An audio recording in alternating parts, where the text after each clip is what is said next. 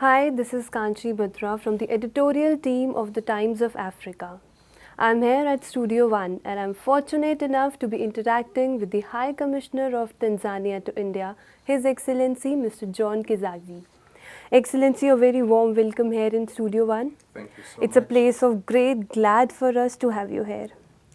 Excellency, first of all, I'll ask you about your representation as the High Commissioner of Tanzania to India. What is your vision to further enhance the booming relationship between both the countries?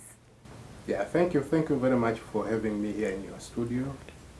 And I would like to start by stating that you may be aware that our diplomatic relations have been in place for about 50 years now. Correct. In fact, I am the 13th High Commissioner of Tanzania to India.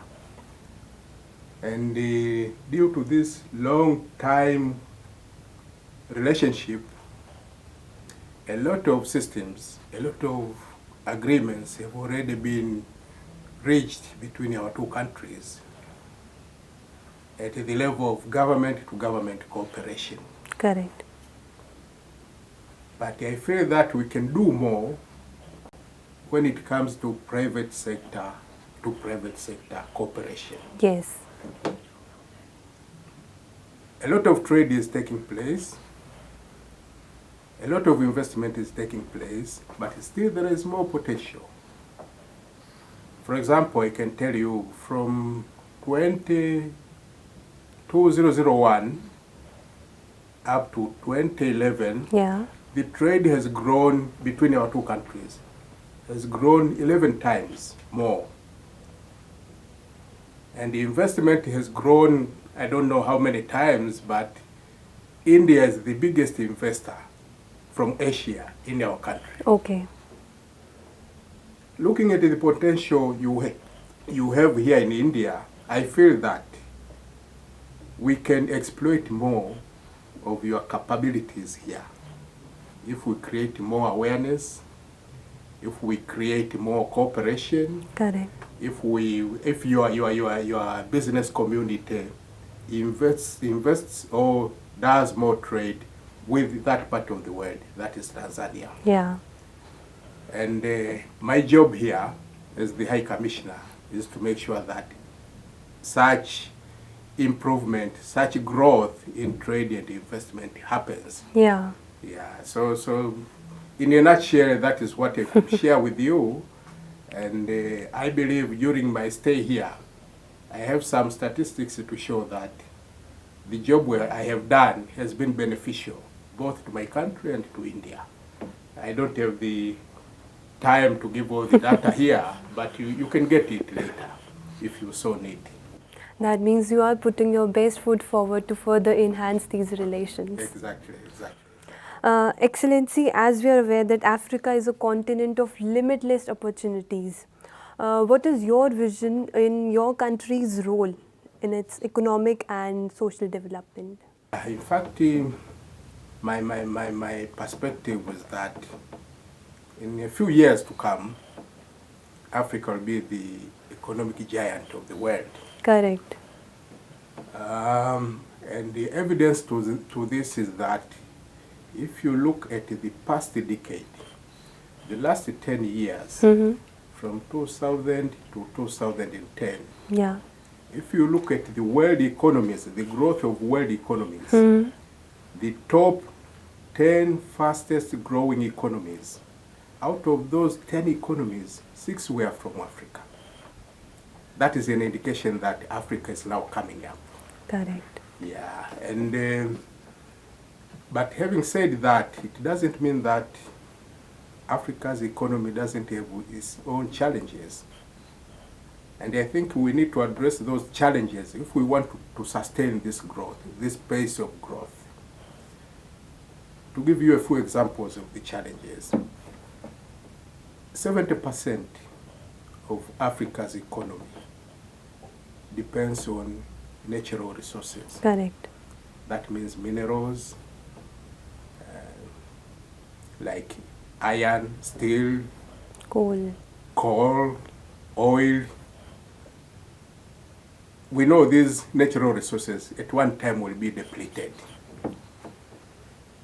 Therefore, this is the right time, when we are still having these natural resources, this is the right time to diversify our economy. By investing the resources, the revenue that we get from the natural resources into other sectors of the economy.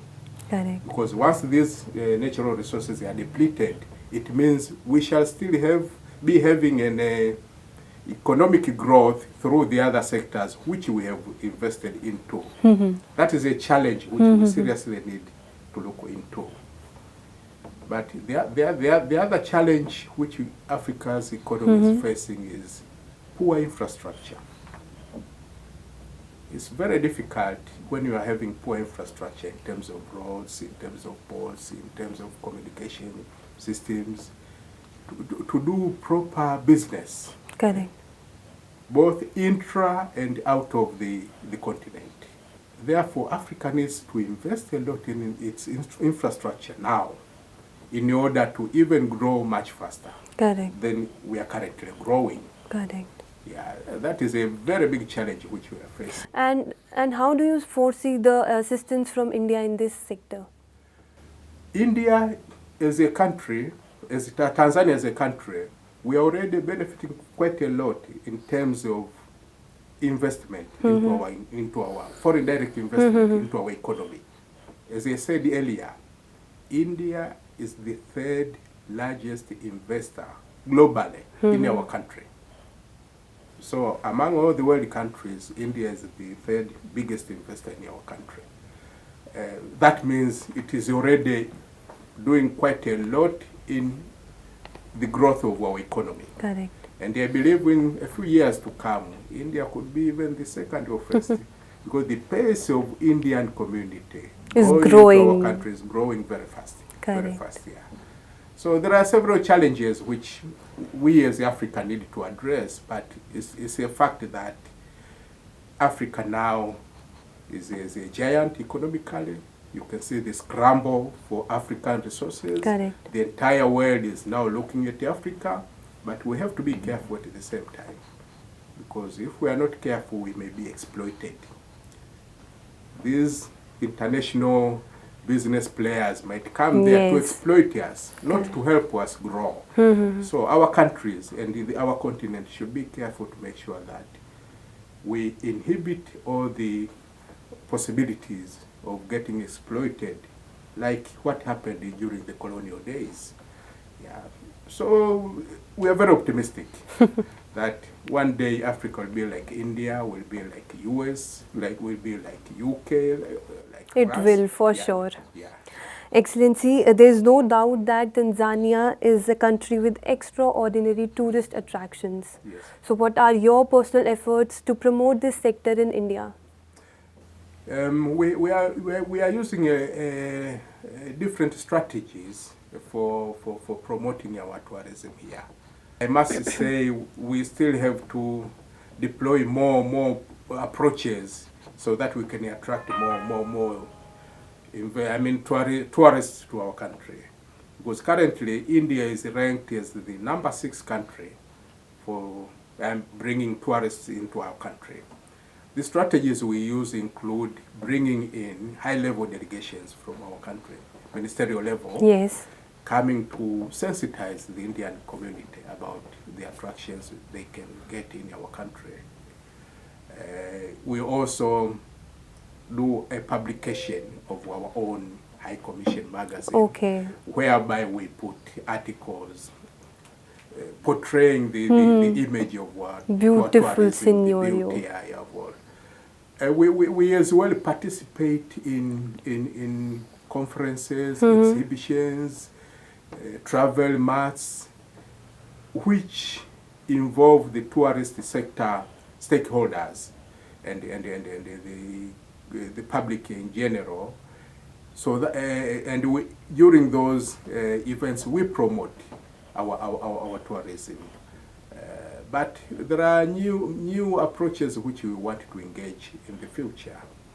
We want to use more of the media to advertise our tourism, because we believe the media can reach a lot more people rather than smaller groups in conferences and exhibitions. So we will advertise through media. It is a costly, costly undertaking, but we have necessarily We have to do it, here. yes. Yeah. But we want also to work very closely with the tourist sector stakeholders or organizations in India, like the tourism boards of different states, Yeah. the travel agency associations, the tour operators associations, because they are the people who can help us to convince the Indian community to go to Tanzania. Yes. And they are the ones who can facilitate their traveling to our country. So we want to engage that type of approach as well in the future. But otherwise, I believe what we are doing so far is quite productive. It's only that we want to take it to a much higher level. And what about the air connectivity between both the Yeah, countries? that is an area where we have already started discussing with some international airlines here, which are in India, to look into the possibility of direct Air connectivity. between India and Tanzania. Well, that will make a big difference Yes. if we succeed. We are trying, we are still discussing, we don't know how far we shall reach. Yeah, but I believe after some time we shall be able to convince them to go there. Because I'm sure business is there. Excellency, what all are the specific sectors where you think that both the relations can further enhance between the two countries? Okay. In fact, we have already agreed at government to government level the priority sectors for this time frame. We have an arrangement whereby we hold the Joint Permanent Commission meetings at certain intervals. It could be 2 or 1 year after every meeting. And in those meetings, we do agree on the high priority sectors for the government to government cooperation. For example, currently we are talking of education, small and medium enterprises. We are talking of agriculture. We are talking of defense and security. We are talking of water, health sector. Infrastructure. Infrastructure in terms of ICT, not the broad aspect of infrastructure. Okay. Because there you could think of railways, roads. Yes. No. We are Road talking of construction. ICT Okay. there. So those are the main sectors which we have agreed that for the time being we should be cooperating. But when you come to the private sector, there are no bounds. Cooperation can be in any sector. Correct. And that is what is happening currently. So, and even these government-to-government priority sectors can always be reviewed when it is deemed that it is necessary maybe to include or to exclude a particular sector in the current cooperation. So I would say that as long as we have already defined the sectors, I don't want to mention my own personal sectors which are not within the framework agreed upon by the two governments. Yeah. But the private sector, as I said, is open-ended. They can cooperate in any type of sector. Any one sector you would like to tell in which investment would be fruitful for Indian companies? Any one sector? Agriculture is the most important sector in our country for the time being, and that is where we put a lot of emphasis for investors to come to our country. Yeah, but manufacturing is also another sector where Indian investors could do quite a lot to our country because we are very much deficient in the manufacturing capacity. And I know you have a very big capacity here. And we are talking of medium and small scale industries, not very huge factories or industries, Yeah. Agro-processing is an area where India also can participate very effectively. Yes. Because most of our products are not processed because we don't have the capacity. It's raw, yeah. And we lose them.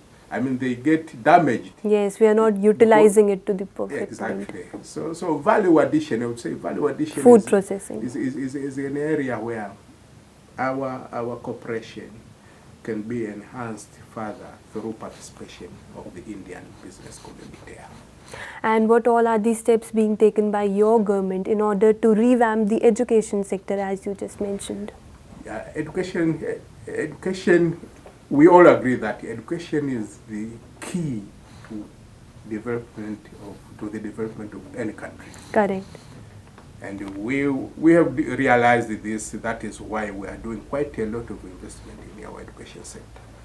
One, education sector is one of the sectors with the highest budget allocation. Okay. Yeah, in the government annual budget. It's your first priority. Not the first, but it is among the highest. You know, we just group 3-4 sectors as high priority sectors. Infrastructure is one of them. Agriculture is one of them. Education is one of them. So, education is in that category. But the government also deliberately has instituted some programs to revamp education in our country. We have the so-called Primary Education Development Plan, which was initiated in the year 2001. Okay. Yeah, for the purpose of ensuring that we achieve universal primary education, which is an important millennium development goal. Yes. Yeah, and we are doing well because statistics show that while in 2001, the enrollment rate was 77% of the primary school, of the eligible primary schools, boys and girls. This number has risen, the percentage has risen to 97%.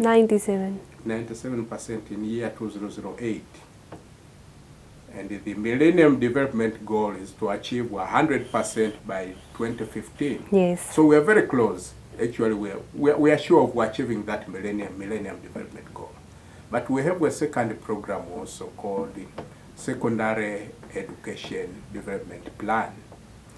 The purpose of this one, of course, as long as the intake of the primary school students has increased tremendously, you have to create also the capacity to absorb them into secondary education. Correct. Yeah, so this program does exactly that. And since it was established in 2004 up to now, we have seen a huge increase in the number of enrollment of secondary school education students. Actually, threefold. The number has increased 3 times. When it comes to higher level education, a lot of public and private universities are being established in the country. But also we thank our friendly partners, countries like India, which offer a lot of scholarships to our students to come and study abroad. Yeah, for example, for the last 4 years, about 500 scholarships, 530 plus scholarships have been offered to our country, and we have utilized all those slots effectively. C.V. Raman scholarships for Africans. Yeah, sure. And any collaboration with Indian public and private universities? What is happening now is that through the program of Pan-Africa E-Network project, our universities are linked to some of the Indian universities here. And the students have been enrolled to carry out their studies through this Pan-Africa E-Network. Okay. The e-education part of the Pan-Africa E-Network project. So that is the collaboration I can say is existing. Universities here do offer lectures, studies, degrees to our people in country without even coming here. Tanzania, without coming here. That is already taking place as part of the collaboration at the high level education here. And I'm sure you'll agree to my statement that ICT is an important sector for the growth and development of your country. How do you see India's assistance in further developing this? In fact, we are already cooperating at a very high level between our two countries in this sector.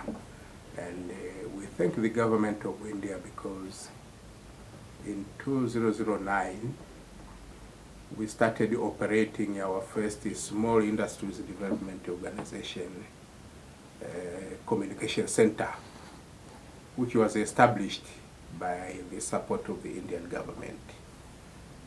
Again, we have a very big ICT center of excellence, which has been established with the support of India at one of our institutes in Tanzania.